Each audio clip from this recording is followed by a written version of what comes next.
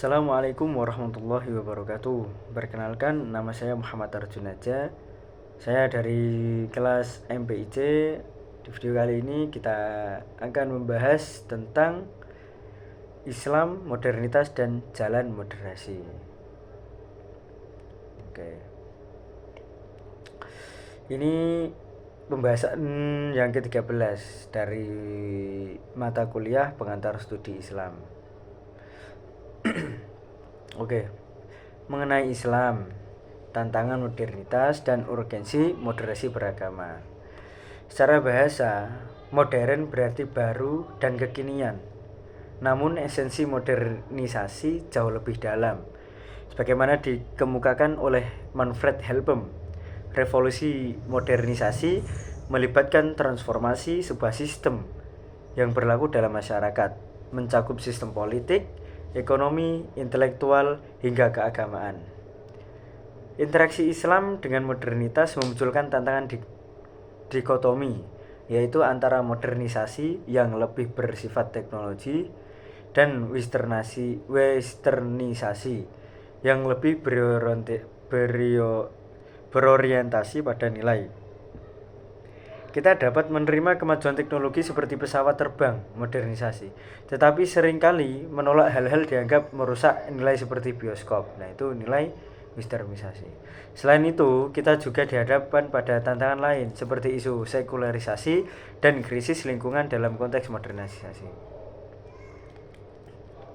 Untuk menjawab tantangan modernitas, umat Islam melakukan gerakan pembaharuan atau yang dikenal sebagai aliran modern dalam Islam. Pembaruan ini adalah usaha mengembalikan ajaran kepada Al-Quran dan Sunnah sambil menyesuaikannya dengan perkembangan ilmu dan teknologi modern. Tujuannya adalah menghapus penyimpangan dan menjawab kemunduran dunia Islam. Tokoh-tokoh modernis menekankan peran akal ijtihad. Muhammad Abduh adalah pelopor yang berani melakukan pembaruan hukum melalui ijtihad tanpa terikat mazhab, serta menolak kejumudan berpikir dan taklid. Muridnya Rashid Ridho juga menekankan pendidikan sebagai kunci kebangkitan Islam dan menganjurkan umat mempelajari ilmu dan teknologi barat selama tidak bertentangan dengan ajaran Islam.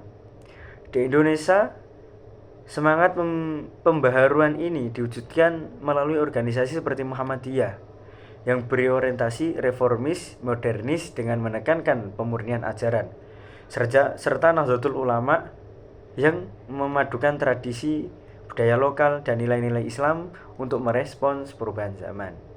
Dalam kehidupan beragama di Indonesia, sering muncul sikap yang terlalu berlebihan, ada yang terlalu keras, ada pula yang terlalu longgar hingga mengabaikan aturan pokok.